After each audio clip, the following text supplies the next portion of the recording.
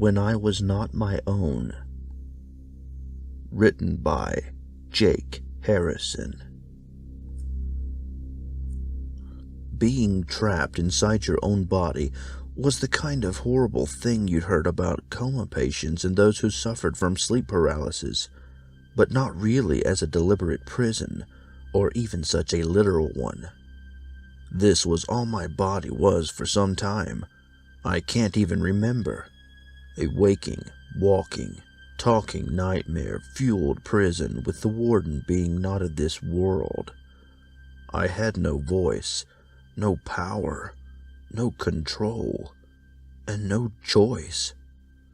I was bound by this entity to suffer as a passenger in my own body while I carried out its whims, the likes of which I could not imagine. What all had I done? Though if I weren't in this void, I would have more reason to regret. I can't seem to find any form of humanity I once had. Did it keep that for itself? If only I could have learned more, maybe I would still be where I belonged, back in my home. Though, looking back now, I doubt there was anything I could have done, despite all I have learned. I suppose that's the meaning of being trapped. It had me in its perfect clutches from the beginning. Well, before I was even able to understand it. Waking up to your body moving on its own with you as passenger was terrifying enough, but I went weeks being unable to get any answers, only mockery. It spoke to me in my mind like some kind of telepathy, without any response from me. All that time to make plain what it was doing, but not why or how. You're late. That was the first thing it said to me once it was aware of my consciousness. I was late. Interesting choice of words, since I had been occupying this body since birth. What was I late to? The surgery will begin shortly. You won't miss it. I remember its voice changed as it spoke. It transitioned as if dozens of people were speaking the same words in fluctuating volumes. The fear that overcame me was suffocating. I tried to scream, to call for help, but I couldn't even feel my chest or throat to find my voice. I panicked in a way I had only seen portrayed in movies, with arms flailing and body jarring. Though there was movement, it was as if I was merely watching a movie. What seemed like a long moment passed before I could focus on what exactly I was seeing. I was looking down on myself, laid across an opened operating table, in a gown with a hole about halfway down, revealing my stomach. Another wave of panic took me by what I could have imagined was my heart and clenched. I couldn't feel this clench per se, but it is as best I can describe. The voices spoke again. Yes, that's it. You can feel. You've kept me waiting. Such an ungracious host. This time, at the time of my lesser knowing, the most horrific nightmare I had ever endured, and the climax was soon to come. A mask for the anesthesia was being placed on me for this still undisclosed procedure, while the nurse, with her comforting voice, instructed me to relax and count backwards from 10. My eyes began to shut, though I silently pled for her rescue. Oh, don't worry. Your eyes may be closed, but you will be fully aware of all that is happening. Now that you've been so kind as to join me, I'll see to it that your attention remains undivided. That vile voice. What could this be, and what is about to happen to me?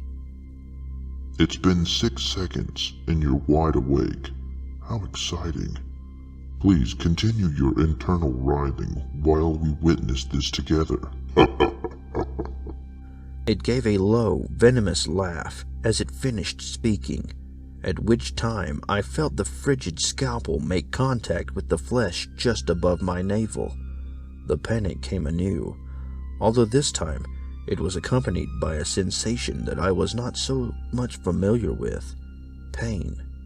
I felt the scalpel glide across my stomach, making an incision large enough and deep enough for human hands to enter. It was a pain unlike any other, but I would have been grateful had it ended there. Oh, come now. They barely scratched you. My eyes had been securely sealed closed without the aid of the anesthesia. It was unclear to me, but somehow I knew it had no effect on me. Considering I was to be dreaming, it would make relative sense. Upon realizing this, the being controlling my mind must have understood that I made that connection, and in the next same instance, it did something I had not yet time to fear. It opened one of my eyes. The gloved hand then began excavating the hole they had made in the center of my gut, using an instrument to pry it open. My mind was becoming the conscious equivalent of sick, and my pleading turned to weeping. The voices came in again. Oh, you're no fun. Can't you put up a bit more of a fight before wishing for death? It's just an appendix. My appendix? That's what this was? When had my appendix gone bad? Never had an issue before. The doctors spoke something to the surrounding aides, and they began clanging more instruments together as they grabbed them to conduct the procedure. Again, the pain was redefined and made more clear than I thought possible. I felt a severing of something from my insides that made me want to vomit. A luxury at this point. A weight was lifted from where the incision was made, and through the small slit that was created from my left eye, I saw a lump of tissue cradled by the doctor's hands. He had my appendix, an apparently useless organ, but it had been taken without my consent, without even my knowledge. This dizzying state my mind was in was at its most reeling. Too many questions raced through as my eyes began to close again, and the pain slowly subsided. Then the voice again. Consider yourself fortunate. This was all it took to bring you to me. Any longer, and I would have had to do something drastic. The voice almost hissed on the last word, truly reminiscent of a snake. I began to feel heavy, or as I could describe my mind at the time, and I fell away into a darkness that I knew was not of my doing. Do come back soon. I'll be here. With those final words, I slipped away, hoping this nightmare was done. I came to in a time I couldn't be sure of, with a scream and a heaving of my breath, reaching to grasp anything tangible to assure I was awake. It was no shortage of time that I realized I had woken to darkness. Not in my bed, or even a room of sorts, but in suspension. Was I still sleeping? Another nightmare, though I had not risen from the last one. But I screamed. I heard myself scream, and it was clear and real inside my chest. What you heard was yourself attempting to send a scream from your mind to your body, to no avail, I would add. No, that voice. This couldn't be happening again. As I tried to remain something alike to calm, it occurred to me that I was not actually asleep. I was fully awake and alert. Though this darkness was familiar, I knew it had nothing to do with sleep. My eyes were just closed. The voice continued. And since I, too, heard your attempt at vocal expression, that means you are wholly mine. Go on, speak. Speak? I couldn't feel the nose on my face, let alone speak. Oh, you won't literally speak. It will be made heard here. in your mind, to only us. What the hell was going on? How was it responding to me when I wasn't actively speaking to it? It then dawned on me that whatever this was did not need me to directly address it for it to address me. It's in my thoughts. Correct. Did that mean I couldn't directly speak with it?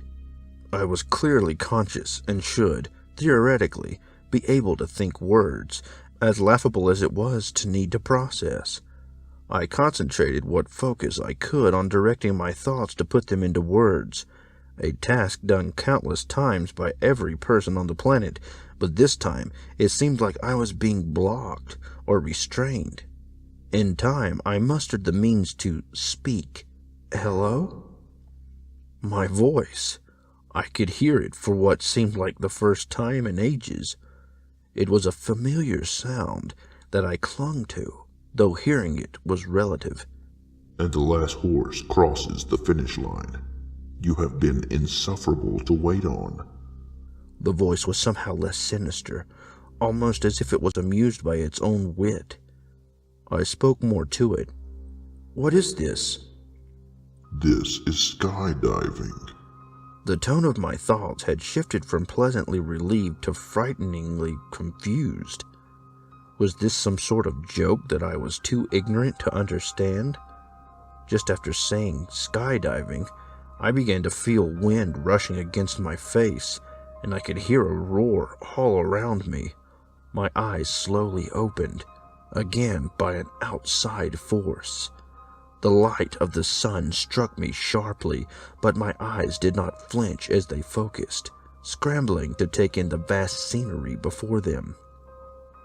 I began to feel more throughout my body. The wind lashed my face and hands. It whisked my hair as I fell at an incredible speed that felt like I wasn't moving at all. I felt my heart, my actual heart, beating actual blood through my veins. I knew I was awake, without a shadow of a doubt. This was real. At the same time, it registered that I had once again awoken to a situation I was unwitting to, and began to try and make sense of it. From the little I knew of skydiving, I was familiar with the first jump being accompanied by a trained professional attached to the new jumper by a harness. Upon remembering this, I noticed there was not another person strapped to me, only a bag on my back. Let's hope this parachute works properly, for your sake. The voice chided at this potentially and began to laugh maniacally. Had I jumped before without knowing? I had undergone a procedure I didn't know I needed, so how am I to know this was not similar? What's happening? I asked, knowing how strange it was to be asking my conscious self a question I shouldn't know the answer to. Very good, the voice exclaimed. We are in the middle of a jump. 50,000 in the air from an airplane on your first skydiving adventure, without a trained jumper. Isn't that exhilarating? By far the least wanting of an answer I could have been. I now also hoped the parachute opened properly, though I had never before wanted a reason to wish for such. How did I get here? What's happening to me? Well, we took an ordinary trip to go skydiving, but the pilot and the jump instructor both insisted on an altitude I thought was preposterously too low. So once in the air, should I say we, killed them and elevated the plane just a bit for a much greater thrill. Consider it a token of good sportsmanship for forcing you to watch your own appendectomy. My mind quickly returned to the sick feeling that only such trauma could induce. I killed someone? 2 someones? How? What about the plane? Where was I to begin with? All I was certain of was that I was tens of thousands of feet in the air, plummeting to the ground. As for the rest of your concerning questions, We can discuss all of that once we land, assuming you survive. That voice had that ethereal hiss to it again. Alongside the multiple voices that made the one, I can still feel my heart racing, the adrenaline rushing through me, giving me the focus to aim for the ground, as if I knew what the hell I was doing. The fall felt like it took an hour, but I imagine it was nearly 10 minutes or so. I was able to allow myself to somewhat enjoy the experience once I knew the parachute opened with no malfunctions. The presence also occupying my body appeared to be something adjacent to pleased as well, which immediately caused some dread in me. It was then I realized I could feel this presence as if we were roommates in a small apartment and neither of us ever left. The landing from the fall was less than pleasant, but I emerged unscathed. Then, to my immediate dismay, the voice chimed in. You will only feel what I allow you to feel. Your pain, your pleasure belong to me. That hiss again. I may be alive, but I am clearly not well. Had I some kind of traumatic break? I was never the happiest guy in life, but I wouldn't say I was depressed. I wouldn't say it, but maybe I had been willfully ignorant. At the time I contemplated this, my mind had returned to black in an instant. Sometime later, I recognized the feeling of what I could only call awake again, and immediately spoke. Could we please stop shutting my brain off and on like a light switch? And the voice to me. It would seem the time for some explanation. Your switch is also for me to control. Control? What is this? And who the fuck are you? During this exchange, which only assisted in me believing I was mentally damaged, I noticed my eyes were closed again, and I could feel nothing, just my consciousness afloat in darkness. I see you have some fight in you. All the voices seemed in approval. I am you. Well, I am you as the world will know you henceforth. Henceforth? What do you mean? I'm the only me. The same me that will be henceforth.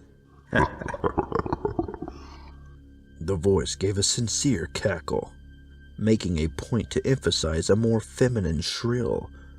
A chill or something in kind came over me. I knew whatever this was, could feel what I felt, and knew when I was afraid, but I couldn't hide it. I just had to focus on answers. Yourself has been involuntarily relinquished of its possession unto me. You have no mental disorder or multiple personality. I am completely separate from you, though now I am you.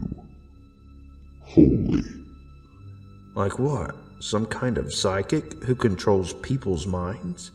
This isn't some fucking movie. What is this, really? Your kind is so quick to generate explanations for things you can't understand on your own, and just as quick to reference these false perceptions, such as movies and books. The voices came in with a sternness that sent a tinge of pain down my spine. My spine? Had it made me feel that for emphasis? Whatever this was, it meant business, and needed me to understand that.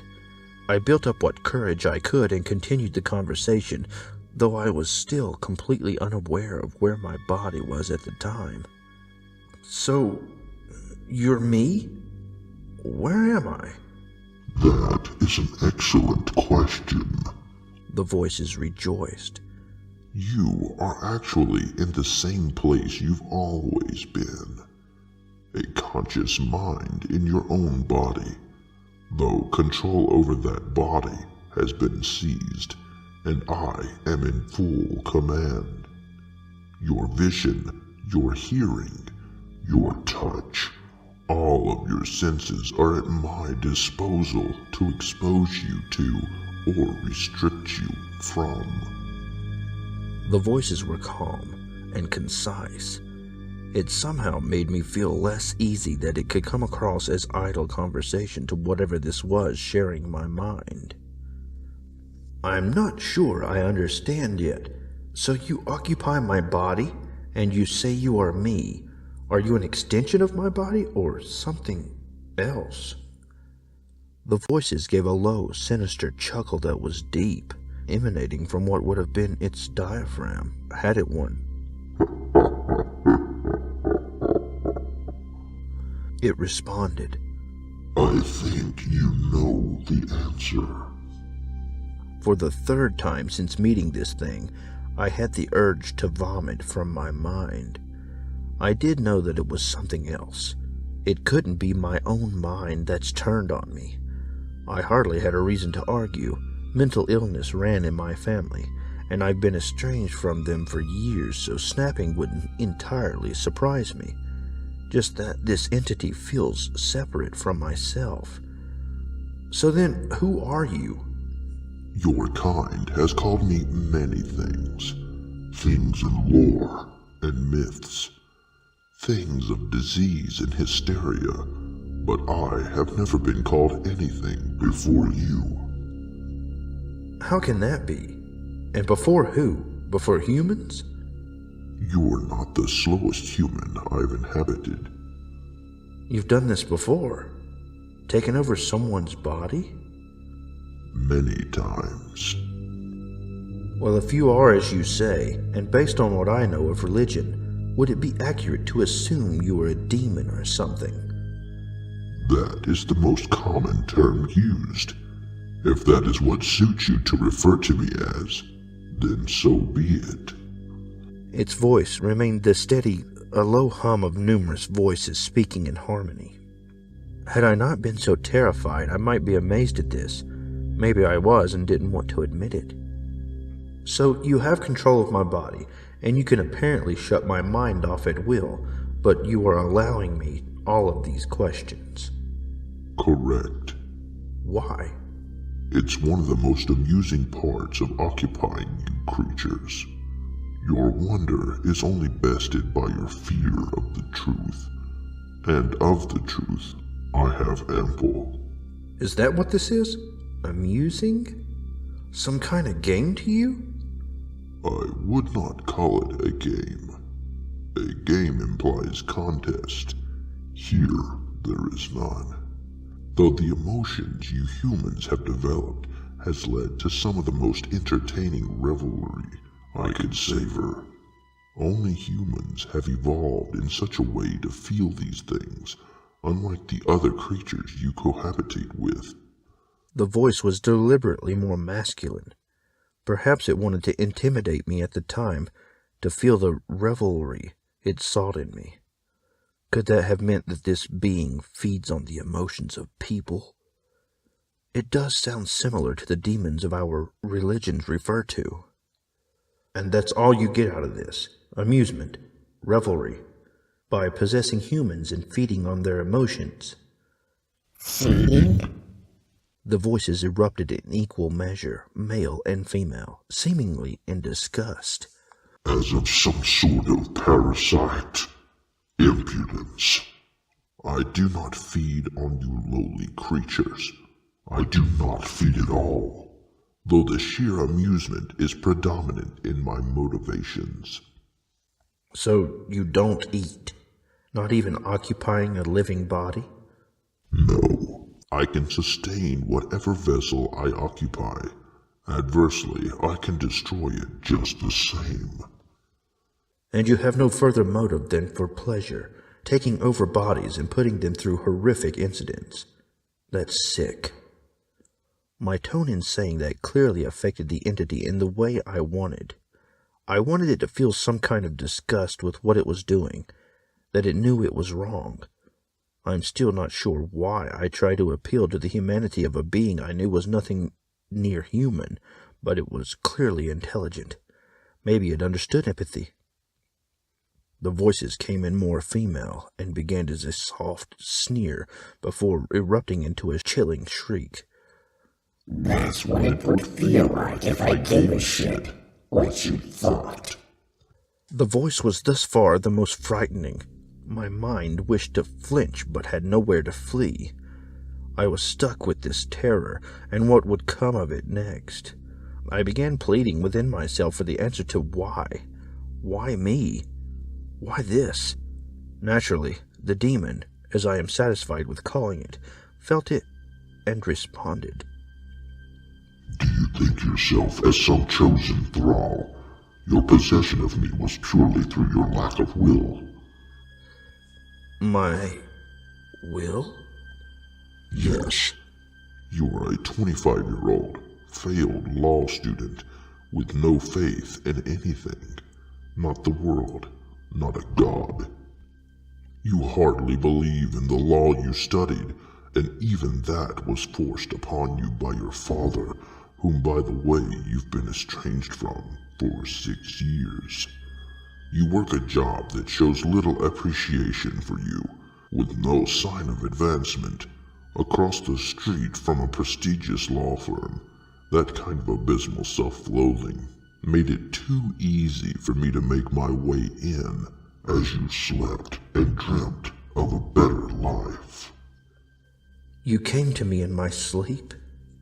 When the human spirit is closest to the veil, second only to the cycle of life and death.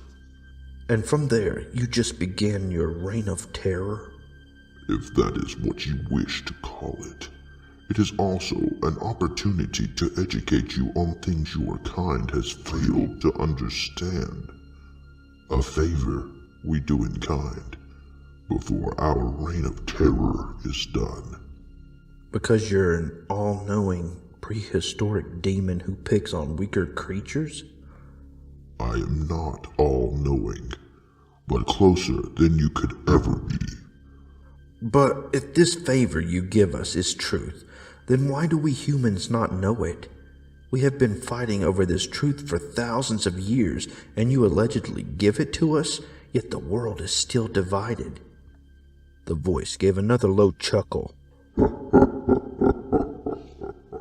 Overtly amused by something it was soon to share, it seemed to allow me to feel another tinge in my spine before it continued. I imagined swallowing harshly in preparation for his next words. The most amusing thing about this is... The voice changed from low and masculine to high-pitched and flighty, like a choir of children. You've been given the truth, and you refuse to believe it. Just as the words stabbed through me, the irony became crystal clear. We humans don't like being told anything that goes against what we believe, or our better judgments. The fights that have been raging amongst our religions have been ever present for centuries, yet the same arguments stand. Then what is truth? Had I heard it? Who else had?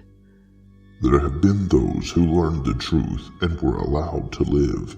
They then, in their maddened state, ran and spread the word that voices told them the truths of life.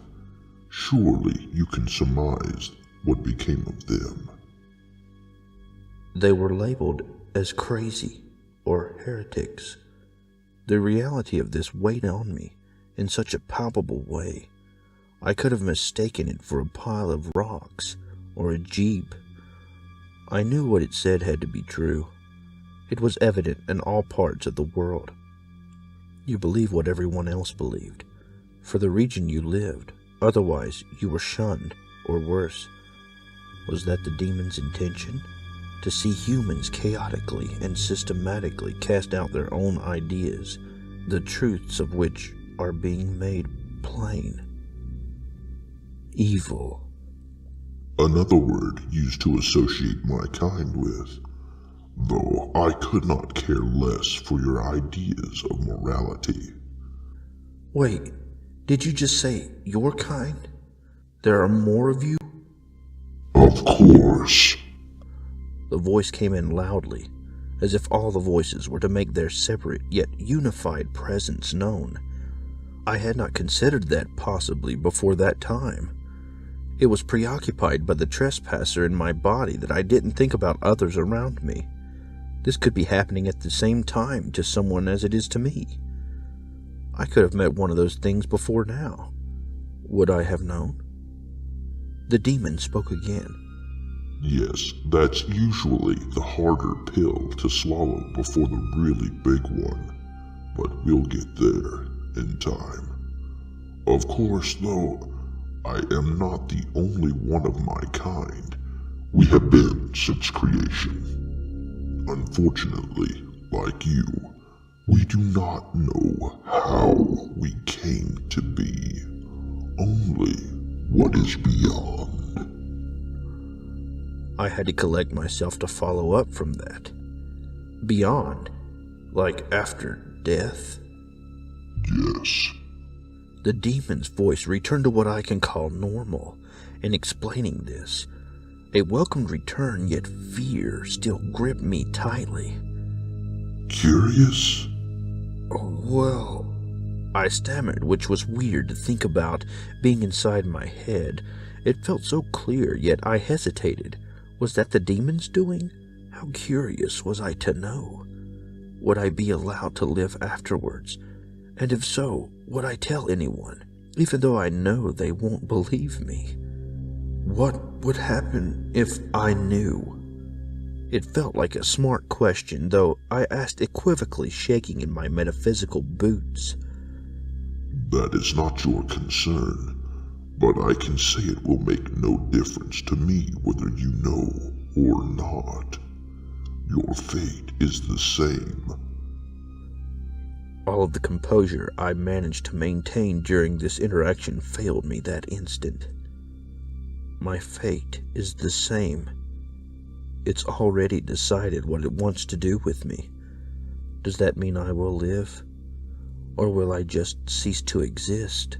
Since it doesn't matter anyway. Alright, tell me. As expected, that deep, ethereal chuckling rumbled through me.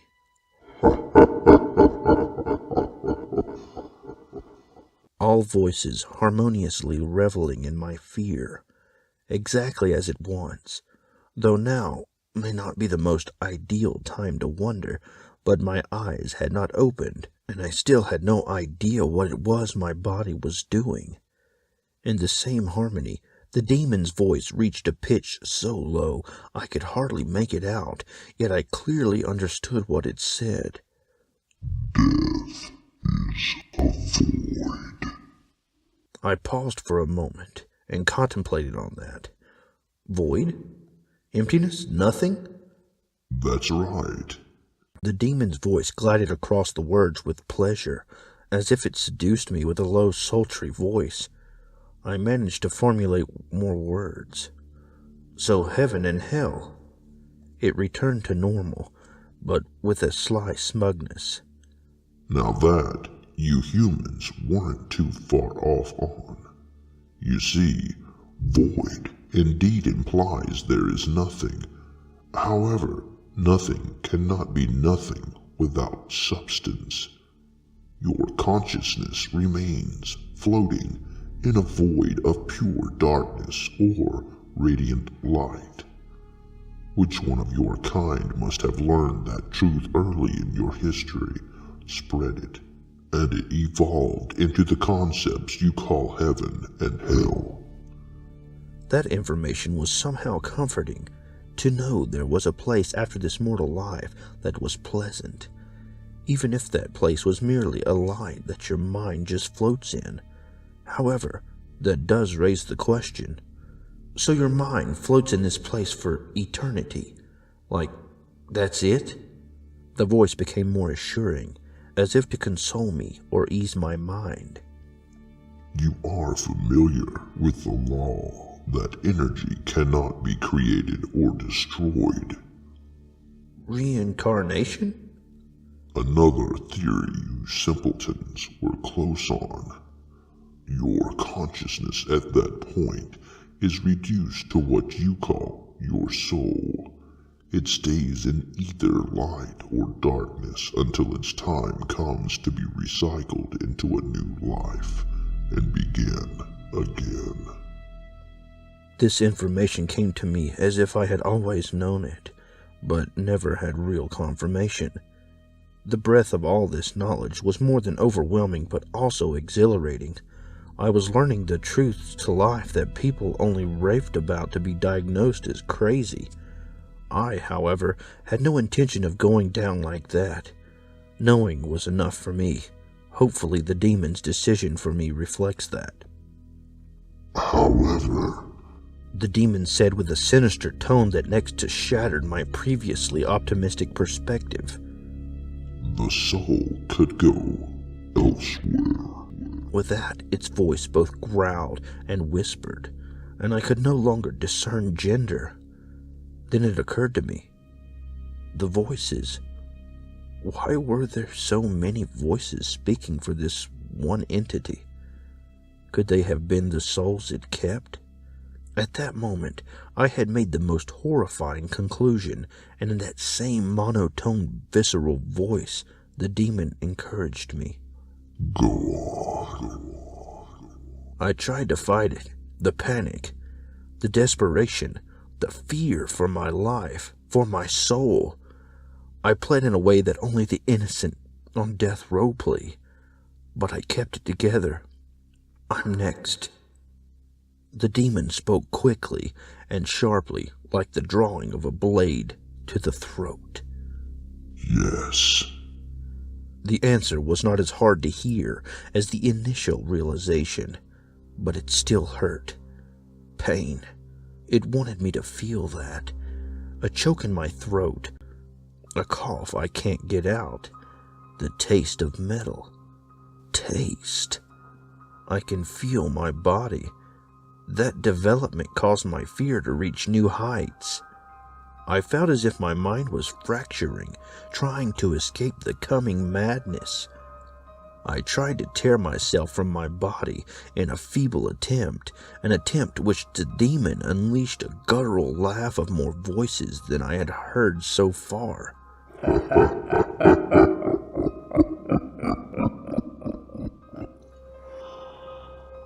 I wanted to pray, but there was no God to hear me. The demon, however, heard my cries, and in every voice I could not have imagined it possessed, it wailed, I am the only God that has ever been. It wanted to rise out of me, and I couldn't help but deliver. I have never, up to this point, been more terrified in my entire life. Previous attempts at pleading failed before, but now I had control of my mind and could express my desperation. It didn't seem likely, however, that I could bargain with this monster at all. Would it be worth the shot? Considering I had nothing to lose, there was no risk to the reward. You really want my soul? There's no way I can get out of this. I want any soul. You were merely whom I came across next. The demon said with a voice I imagined possessing a forked tongue. But my soul must be so unsatisfying. You said yourself, self-loathing, failure, and all that. You couldn't want... My wants are not to be concerned by such an insignificant being. My prey, no less. Know your place and accept it, mortal. It almost sounded like the demon was beginning to become agitated. If I tried testing it any further, I would do nothing more than expedite my demise. I had to be smarter, maybe even more amicable. Maybe if I settled for being sent to the void, it would consider saving me for later, giving me a chance to be recycled into a new life. It was either that or becoming part of this thing for eternity.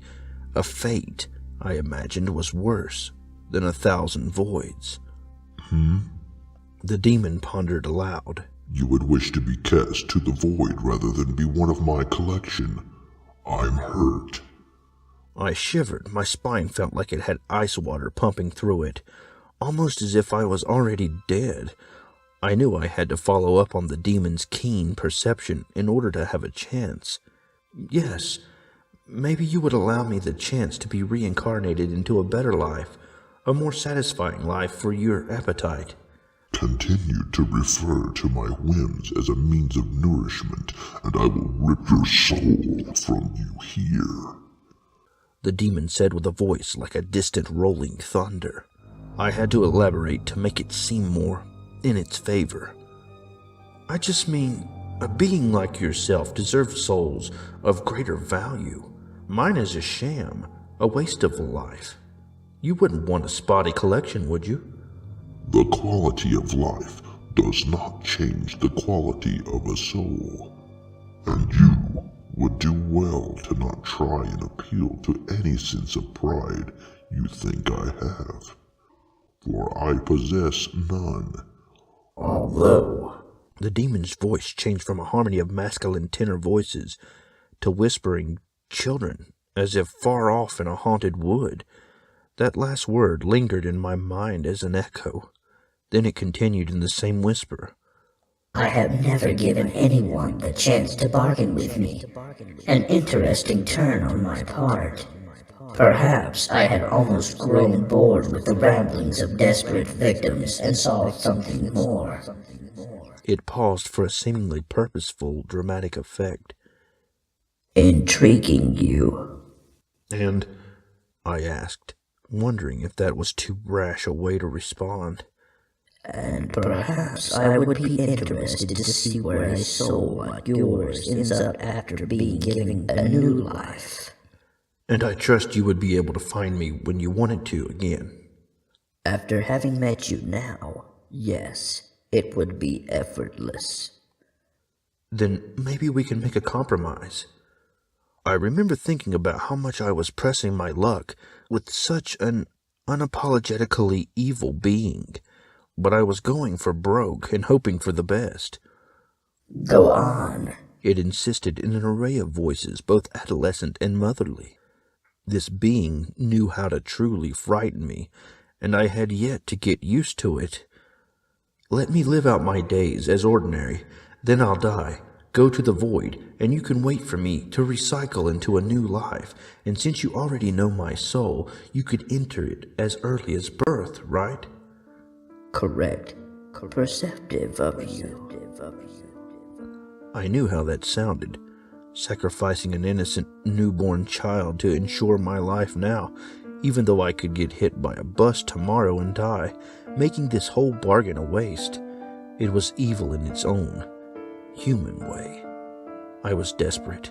I had to say something to get a deal, even if it meant the sacrifice of a child. The demon continued before I formulated a response. "But I cannot allow you to live." Again, that low, thunderous voice, more feminine this time. Suddenly, my eyes shot open to reveal myself standing in my bathroom, unnaturally still in front of the mirror. It occurred to me that whatever came next, I was going to be there to watch. Sick. What is this?" My mind actually stuttered. The demon allowed my mind to express, in a way my body would have, overt terror.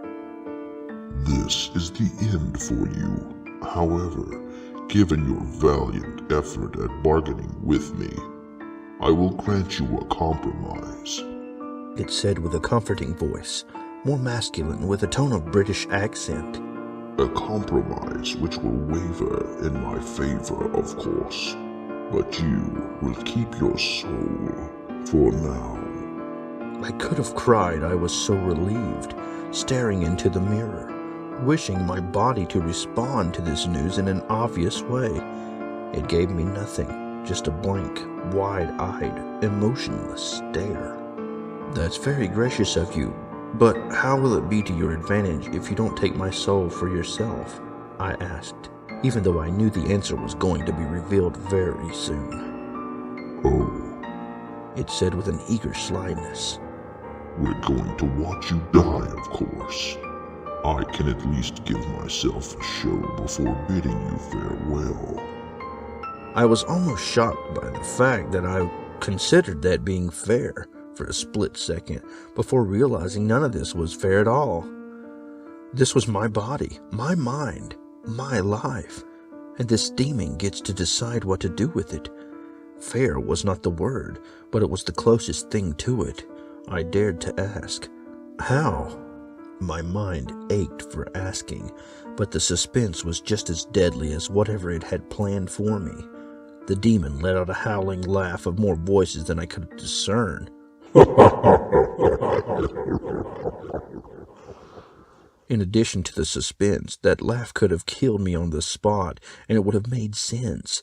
It pierced me like a knife, heated to 1,000 degrees. In this same voice, the demon exclaimed, "And ruin all the fun? The look on your face will be priceless. Of course I'm not going to tell you. Again the word fair came to mind, evidence that I had completely lost it. The demon came in again. "Farewell, human, till we meet in another life. Oh, and a thank you would be appreciated, as my generosity does come scarce. Staring into my own eyes, across the messy space that was my sink, I began to say thank you.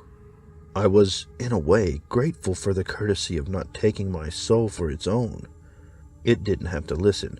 It could have taken me any time, though it clearly only wanted to further its own amusement. Before I was able to process the words to say thank you, I felt a warm rush throughout my entire body. It was familiar and foreign at the same time. I could actually feel my body again. Everything, from the hairs on my head to my toes against the cold tile, it was my body. Just in the same moment I reveled having feeling again, it dawned on me why I was being allowed to feel. Pain was coming. This was made clear by the fact that while I could feel the entirety of my senses triggered again, I still couldn't move a muscle. Then a feeling came over me as I continued to stare at myself in the mirror. A feeling as if I was being watched, only more keenly. I felt whatever was watching me smile. At the time, I was initially confused, but I knew the demon was thoroughly excited and wanted me to feel it. Upon realizing this, my hand shot up from its slumped position and connected with my face, covering it with a smack. It stung and hurt my nose a great deal. It was definitely broken, since now the feeling in my body was once again my own, and for the first time in however long I had heard my own voice escape my lungs with a cry of pain. The demon remained silent in this, with my hand still connected to my face. My finger curled in and dug into the flesh around my forehead and cheek with a force not my own. All of my fingers penetrated my skin with ease, and I cried out more from the searing pain. I could feel blood trailing down my face, and my hand slowly began to pull. I continued to stare into the mirror as my hand tore away the skin from the base of my hairline, down over my nose and ripping like a tight elastic. The horror in my mind escalated by hearing my skin snapping apart over my own screams. Even so, this was still second to feeling the demon's looming presence in this smile wider at me. This was what it had been waiting for. Skin was hanging onto my face as if trying to save itself, and my eyes looked even wider due to the lack of skin covering them. As the exposed red tissue sat in contrast, I continued to scream in agony, but my body, my face, and my eyes returned to a frozen, motionless state, trance. The demon gave one of its all too familiar venom-drenched chuckles in approval before continuing my torment. Both of my hands, a shock that now both of my hands had turned on me, then reached for my face again, forcing their way into my mouth.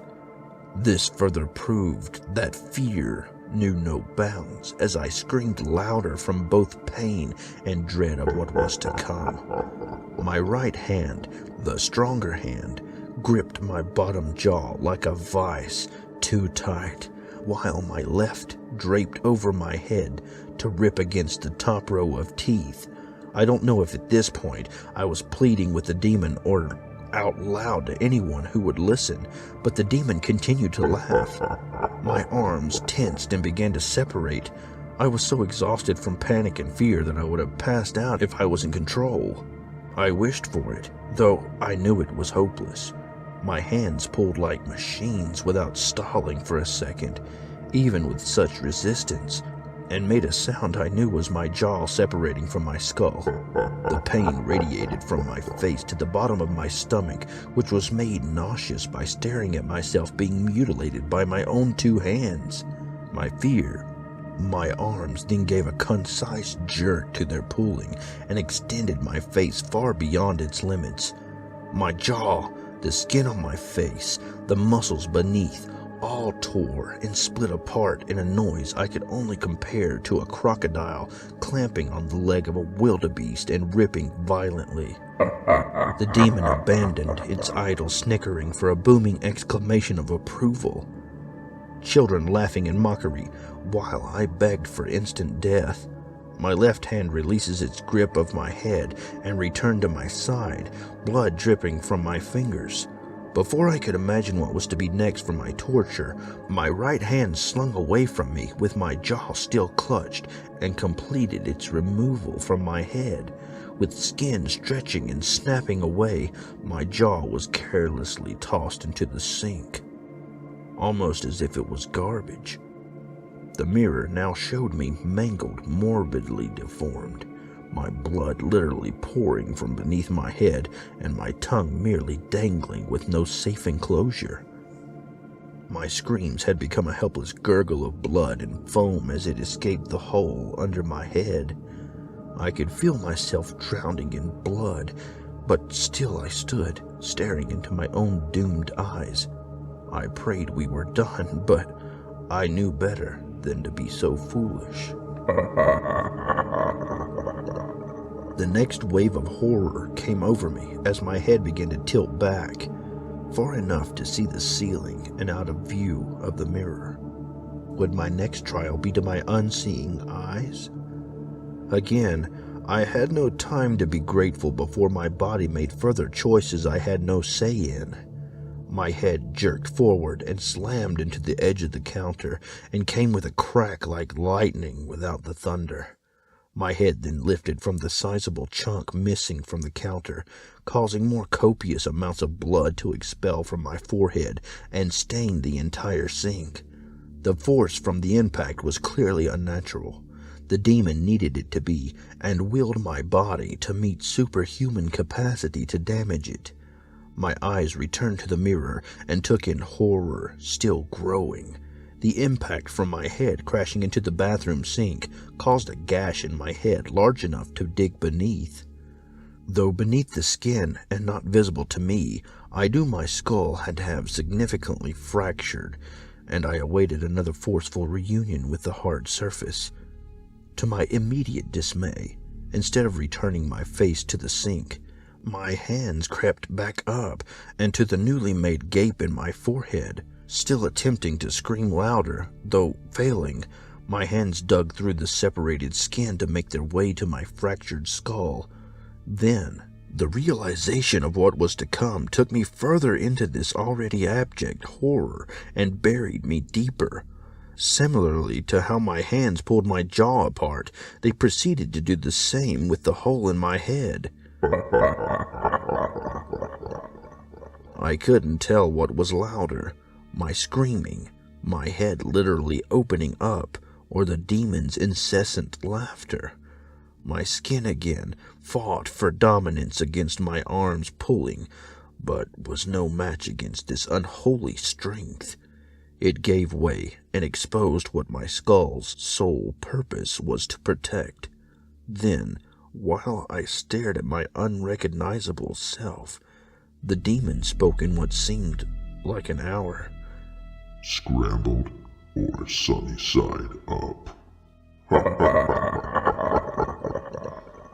The laugh accompanying this crude line was so genuine, so unmistakably joyous that it made me sick, physically sick.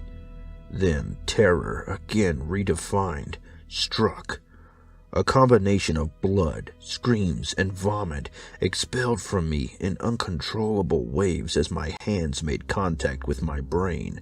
My eyes had betrayed me in such a way I felt insulted, though I knew it couldn't be helped.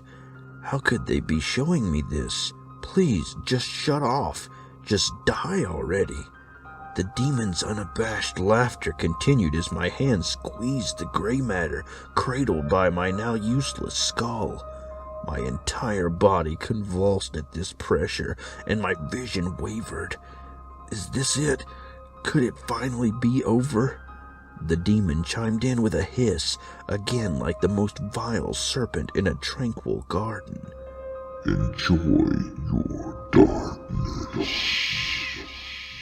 With that, looking directly into my own eyes as if to say goodbye, covered in blood, tears, torn skin, and bile, I felt a jarring tug as my arms shot up and lifted my brain from its housing. The last thing I heard was my brainstem snapping from the force as it disconnected from my spine. Everything fell silent, and with the last second of my available vision, I watched my body collapse to the floor, fumbling over the sink on the way down.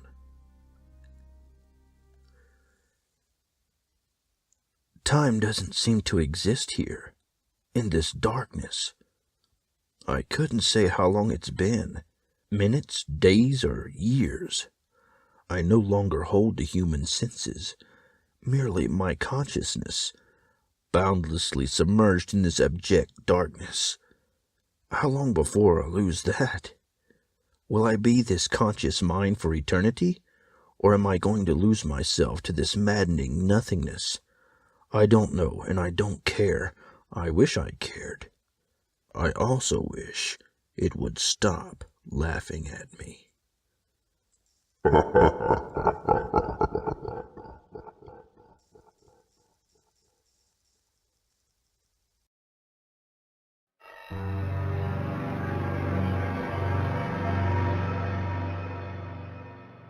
Hello, listener.